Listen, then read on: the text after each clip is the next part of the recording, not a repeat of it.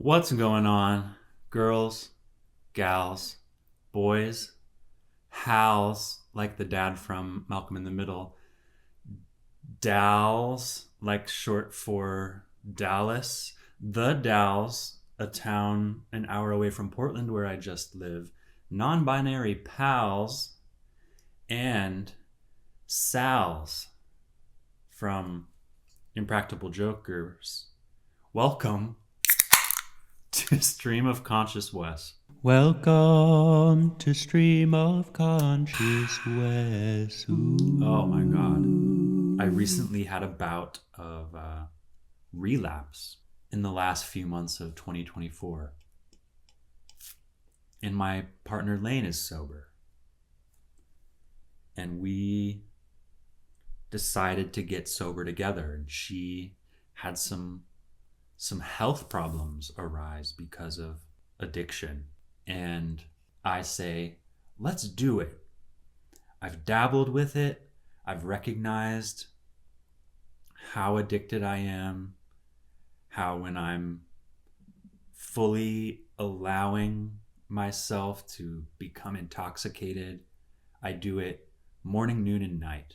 And it isolates me from my community, from my loved ones, from myself. So here I was, here in Iowa, fresh, and I dabbled into this weird, legalized Iowa legal loophole, weird kind of mushroom vape that has some kind of THC, synthetic THC, some type of perhaps a little bit of psychedelic mushroom blend or something.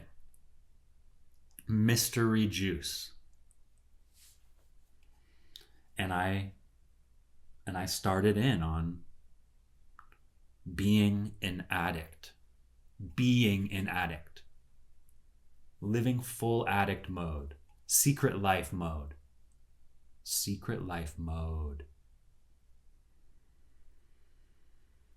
I have had a life experience where I've witnessed my father up until 4 years ago be a similar type of addict living secret life mode, and it coming between him and his family, and especially him and my mother and their relationship and her trust and their ability to collectively care for their family. And so there comes a lot of shame seeing myself enact similar patterns. Feels different being like, I'm a stoner, when I'm accepting of it. And maybe floating around within that over the years was some shame and some recognition. And I had my college girlfriend where I was going through the same thing, and I almost failed out of school because I wasn't doing my work. And so I tried to recommit and I needed to be sober, but then I wasn't. And then I broke up, went back, broke up, hit it, smoked behind her back, all this crazy stuff. Thought I was over it. And I thought the answer was, well, I just never am going to try to be sober again. That's the problem. Break up. I moved to Thailand because basically of that breakup and the stuff that I'd been hiding and the way that I said, fuck, like didn't want to process it. At the end of that relationship, I binged on getting high for like a year. Super isolating. I was working at the Cheesecake Factory. And I lived a crazy lifestyle. Working nights, sleeping in, basically living off of 7-Eleven food. There was one like on the same block as my apartment building in downtown Denver, and I I would walk home from work and I would have all this cash from Cheesecake Factory, and I would just pop into the 7-Eleven right on my block, and I'd grab a frozen pizza, and I'd grab a Monster, and I'd grab Doritos, and I'd grab blueberry almonds. If you haven't tried those, I see them at most gas stations. Fire. Shout out to Flock, Mr. Almond Road, for putting me on to the blueberry almonds. And anyway, living off that. Staying up late, playing video games all night, watching The Office on repeat, not being a part of anything more than my job. There was somebody at Cheesecake Factory when I was in that place where I was living downtown, walking to work. I was walking past dispensaries, like 6 of them on my walk to work. I was buying joints. I was smoking before work. I was smoking on my breaks between, like during my shift. I was smoking on the way home. I was smoking once I got home. And, it's like, what? Like, what was I looking for? What type of joy was I really accessing? It was such a form of avoidance, dissociating, not thinking about anything about my life, about any desires or goals. But that's the thing, is it felt like free time because I had booked my plane ticket to Thailand like a year in advance. So I had this pocket of time. And it feels good to have a pocket of time where I know I'm leaving on this date. So from now till then, boy, I can just relax. I can just chill. So anyway, back to here. I'm hitting my mushroom vape in secret. I'm staying out later than I want to because I've gotten high and I want to sober up a little bit before I come home to my partner. And she's having this innate sense that I'm not quite present with her. And so she's doubting her ability to feel good in our relationship, thinking that maybe she's just judging me or she's wanting too much from me.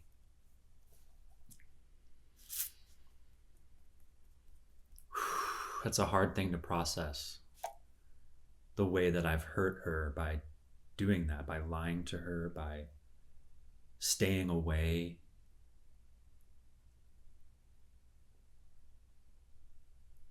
It wasn't really even enjoyable either. No, it wasn't.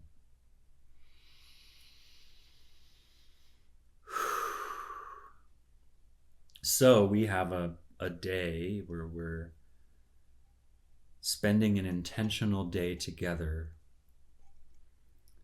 And we set up like a little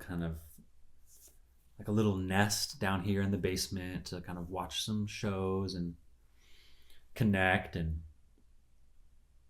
we're lying on the pull-out couch.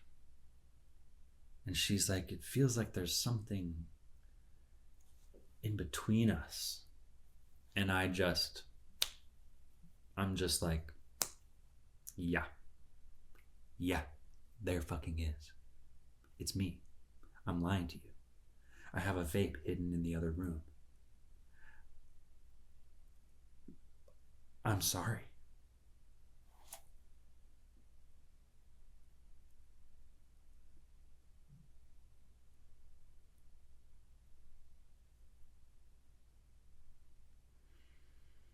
After taking a handful of steps into that secret life, I felt like I can't come clean now. Relapse. I can't come clean now. The days go by, digging the hole deeper. I can't come clean now. I can't come clean now. And now it's not the me having made a choice to get high that is really a part of the shame. It's the fact that I've built up this false reality and I've gaslit her and I've lied and I've done a lot of sneakery, liary, what's the word I'm looking for? Deception. That's heartbreaking. That's heartbreaking for her to find out that she had no clue for months that I was lying to her. This feels really, really, really scary to admit. But it's the truth. Today, January 15th, I am 19 days sober.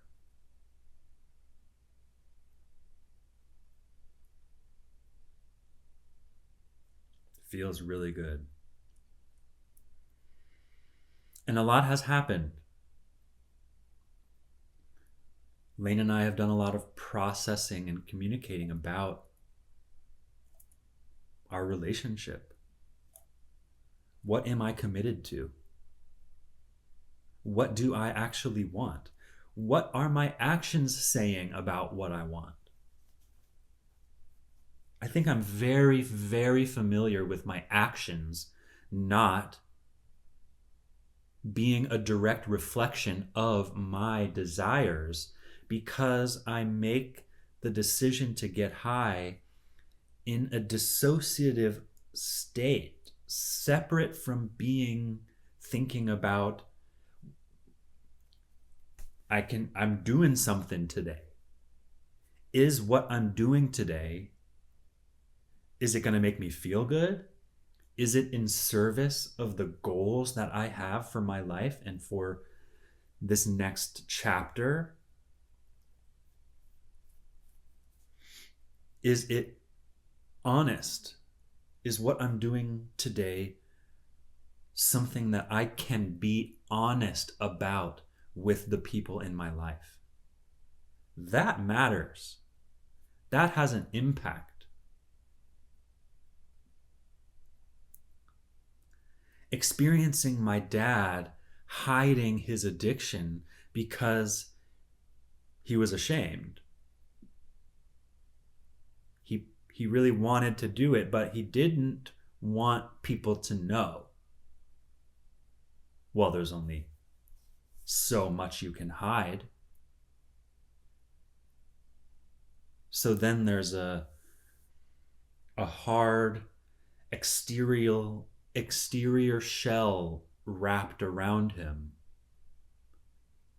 to keep him safe from people seeing what he was up to. Okay, now back to me. Hard exterior shell of lies and deception to keep me safe from people finding out what I've been up to.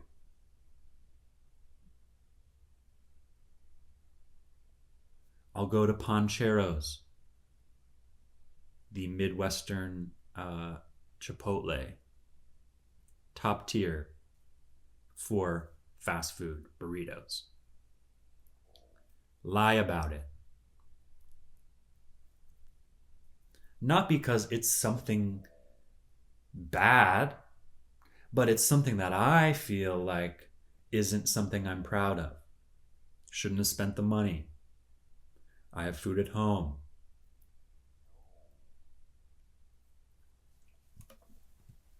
Simple little things.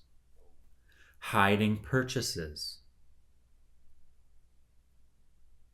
That's a big thing. I think it's very common. I imagine consumer culture, financially responsible, fiscally responsible, partnership, intertwining your life with someone else includes your finances. We, as partners, are collectively sharing the cost of our home, our Wi-Fi, our utility bills, our XYZs, our food costs.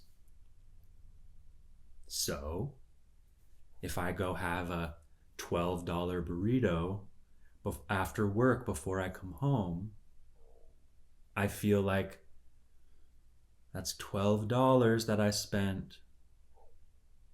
Maybe there was other stuff in our life that this $12 could go towards that would make things more comfortable or that would serve us into the future, right? Save money.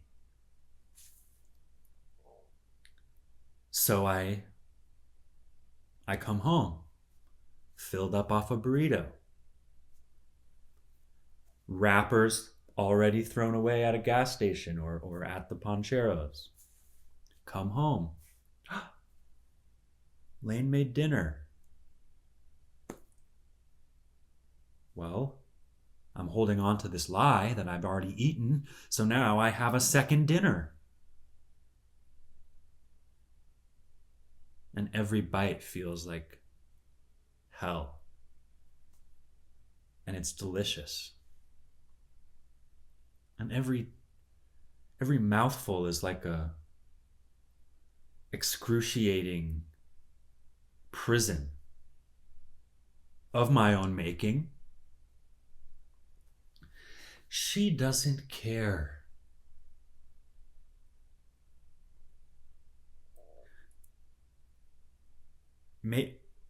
This exact scenario that I'm thinking of, I didn't know she had dinner ready. Right? Probably, if I'd known that it was going to be ready when I got home, I wouldn't have had the Poncheros. Right? But the thought is, I'm going home and then what am I going to make? Oh, I'm driving by. We're driving by these places. We see the signs. It's simple. Bippity boppity boop, chomp into a collection of ingredients. Making my own burrito at home? By golly, think of the steps. Think of the planning involved. Gosh, the rice, the beans, the pico de gallo, the guacamole, the queso, the sofritas, scrambled tofu, the flour tortilla, the tortilla chips, the salsa, the hot sauce, the chopped cilantro, the chopped jalapenos, the shredded lettuce. For all of that to be on me, god damn, that's a lot of work. And you know what else it means? It means a lot of dishes, a lot of having had to have thought to buy the ingredients, buying all the stuff to make our own burritos. $60-$70 of ingredients, perhaps. It'll make a ton of stuff. But then I'm like, well, am I locking myself into having burritos every meal for the next 4 days? Because I want to use it all up. Make sure nothing goes bad.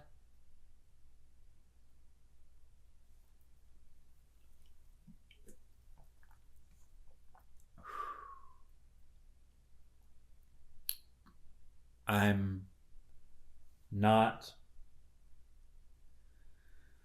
trying to hide anymore.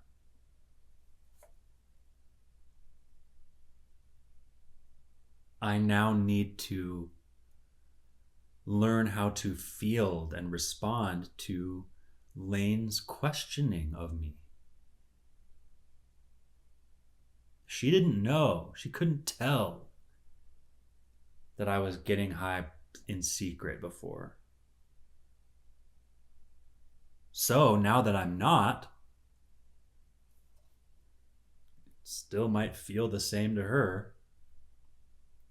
But now she knows that that's something that I'm capable of, that that's a choice that I made and continued to make.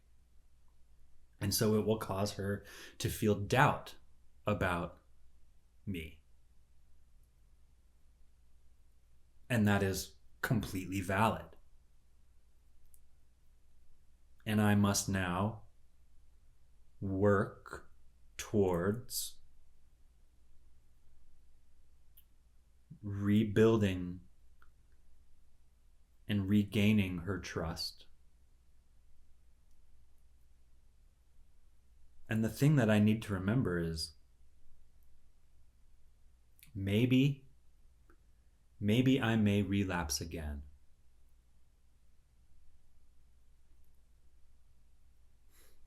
I don't plan on it.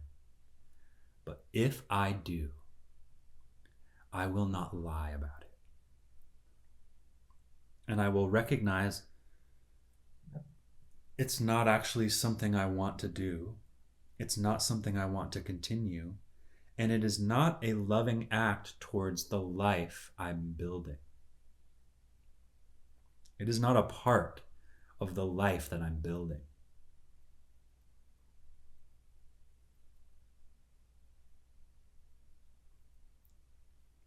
I have all this experience over the past decade and a half of the goodness, the richness, the highs and the lows of being addicted to altered states. So much so that a long continued stretch of sobriety at this point in my life is now a type of altered state because I have not experienced more than a couple months of sobriety ever since I was 16. I want to feel that and experience that. An extended stretch, a year, 2 years, 3 years. I want to know what that feels like. I want to know what I am capable of. I want to know the way that all the stuff I'm doing, my presence with others is what I'm bringing to the table, what I'm here for, the way that I'm positively impacting those around me. And boy, have I experienced moments of receiving the gratitude from others for me being around. Getting high takes me away. I don't get to bring the same level of presence that I have now and that I feel like I will have more of as my life goes on. That's exciting. So in looking towards you, looking towards strangers, loved ones, people who are alone, people who need help, people who want someone to talk to, people who want a tarot reading because they want some type of validation or affirmation or a new perspective, people who want a soft 5-minute breath, touching of the arm, touching of the soul, feeling seen. I want to give that. People are out here waiting for me to feel confident in me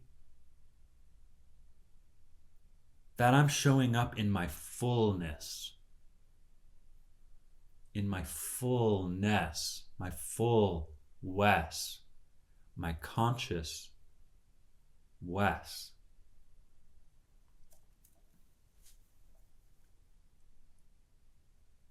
And that's exciting. Very, very, very exciting.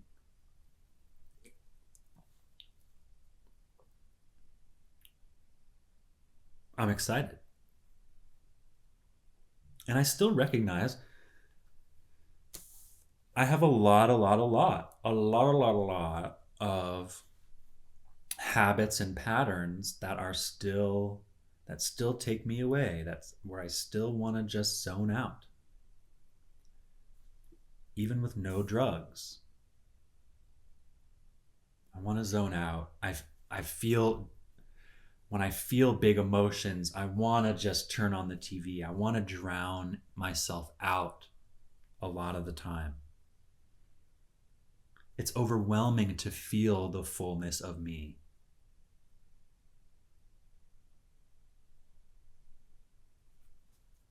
I'm excited to learn how, to better learn how.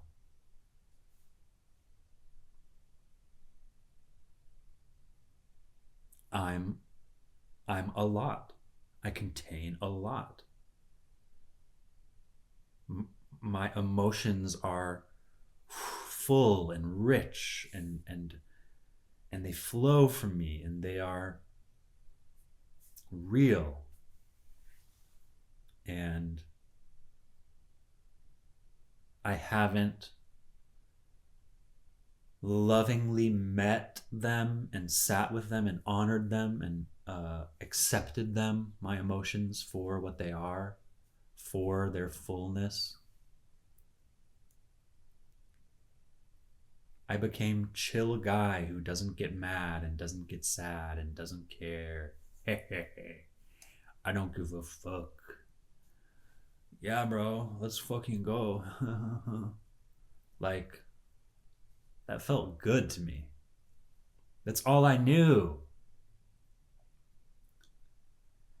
I remember 15-year-old Wes. The last me that was untainted. And 15-year-old Wes was an anxious wreck. I was self-conscious. I was worried. I was thinking about, so self-conscious, just like overthinking things, just anxiety through the roof. And I didn't even know it. I was so young. I wouldn't have been able to tell you that I was anxious. It just felt like that's just what life is that I walk through the halls of high school worried about what every single person is thinking of me when they look my way. So it makes sense that I found this drug and I used it to lovingly drown out the anxiety and to connect with my buddies who I smoked with. It gave me a kind of an identity. Gave me a group to run with. It gave me a me that was more chill. So here I am being like, hey, Wes, it's okay to not be chill because that's not real. And it wasn't an earned chilling. It was a putting a blanket over, suffocating of. And so all these anxieties, all these things, all my emotions, they're free to be in me now. That's cool. That's exciting. They've found a loving reservoir in which to be and to be seen. Everything I just described about what I want to do for others, I want to be that for myself, my emotions. let's let you be heard, anger. Let's let you be heard, shame. Let's give you the space to kick your little feet and have a little tantrum and to weep and to feel despair and to allow it all to come. The more safe that my emotions understand I am, the more of them I think will start to come out of the shadows.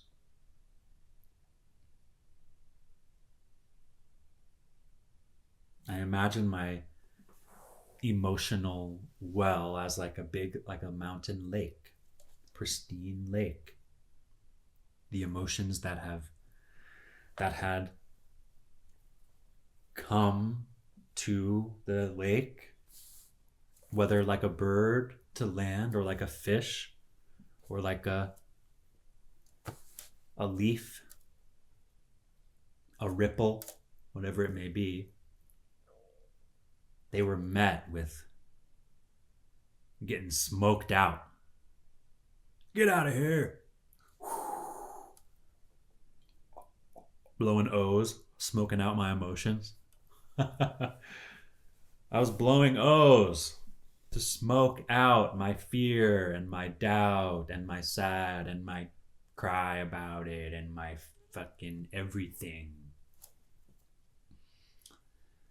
So that the experience of this lake is that, oh, look over there. Look at that calm water. I forget about what a safe haven, a lake is for life itself.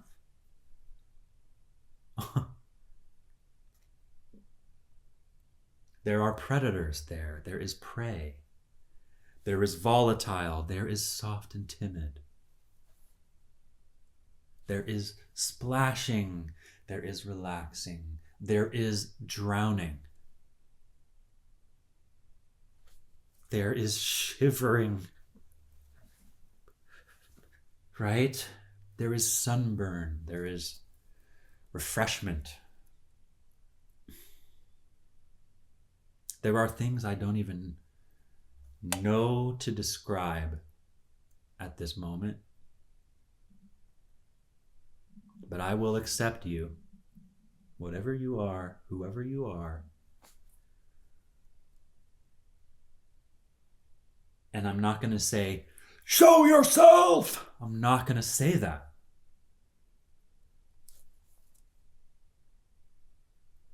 Because I first need to practice being safe. There's no more smoke coming at you. There's no more running out of the stuff that's hard, difficult to manage, overwhelming.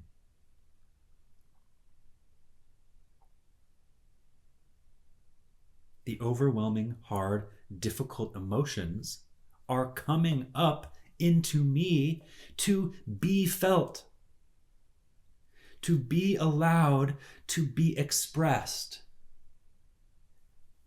so that the locked up tension of it all can be teased out, can be cleansed. And I can do that. And I want to do that. And I will do my best.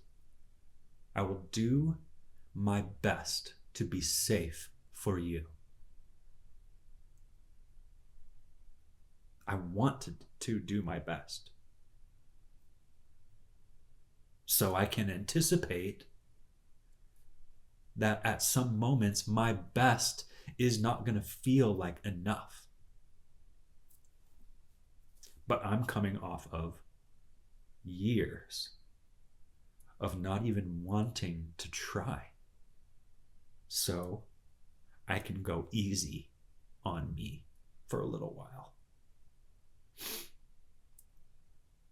I can go easy on me right now. and forever, right? But especially now, and especially when a lot of stuff that comes up is going to be unfamiliar.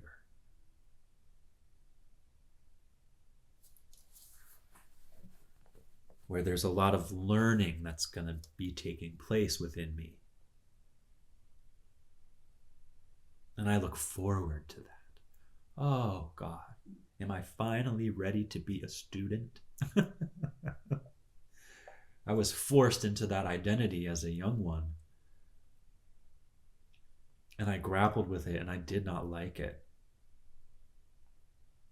I had not come to terms with it or chosen it in my heart. I felt burdened by it. It was my life experience as a 20-year-old, reaffirming, like, I got to get this degree. I'm already in X amount of debt at 20 years old, and I almost failed out. I got to recommit. That was not a decision that I made out of a love for learning. It was out of I think I want to try to get my degree rather than walk away at this moment. Kind of like a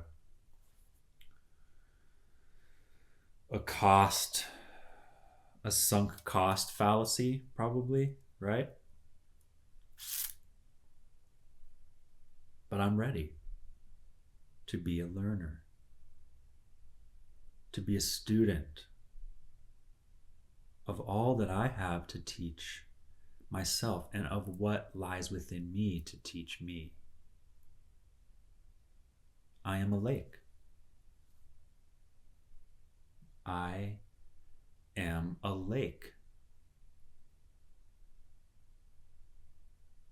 I am a home. And you are too. It's a really good metaphor for me right now.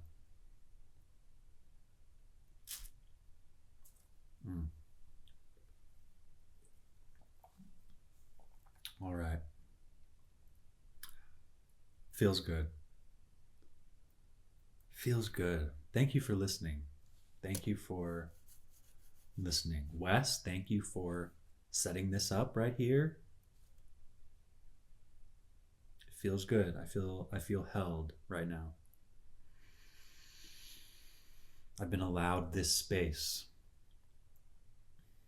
My lake, the lake of me, has been given a small lake in which to float and paddle and splash and inspect and heal.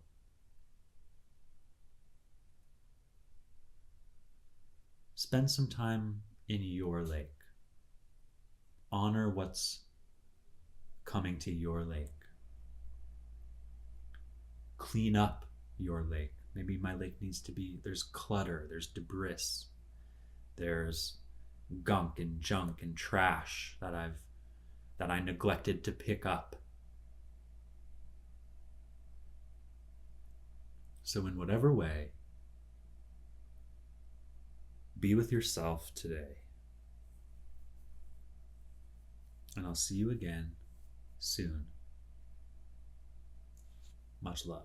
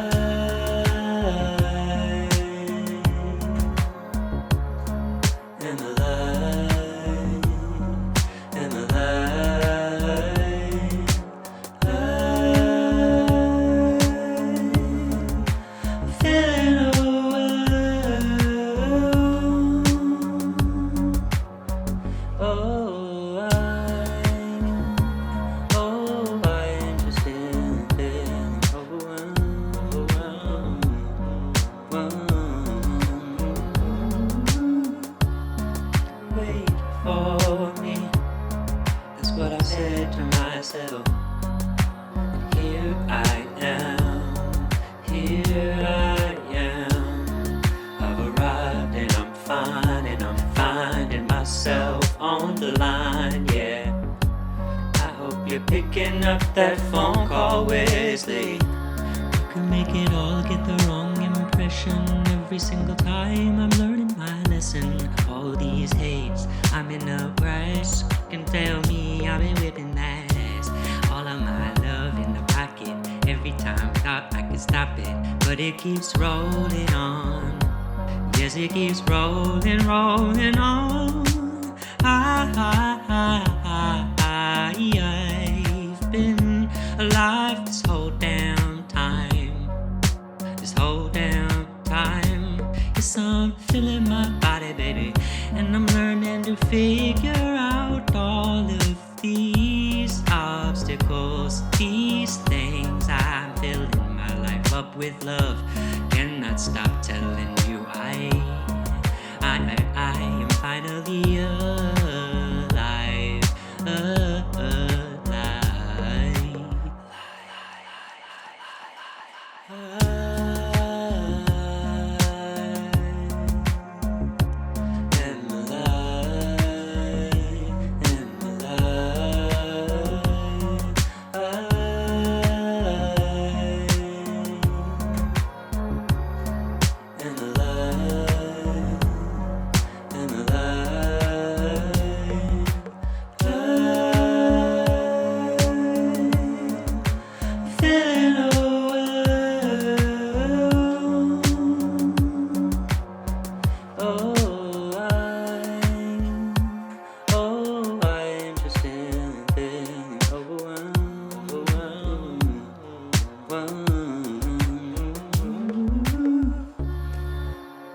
watch the ancient moments pass us by, pass us by.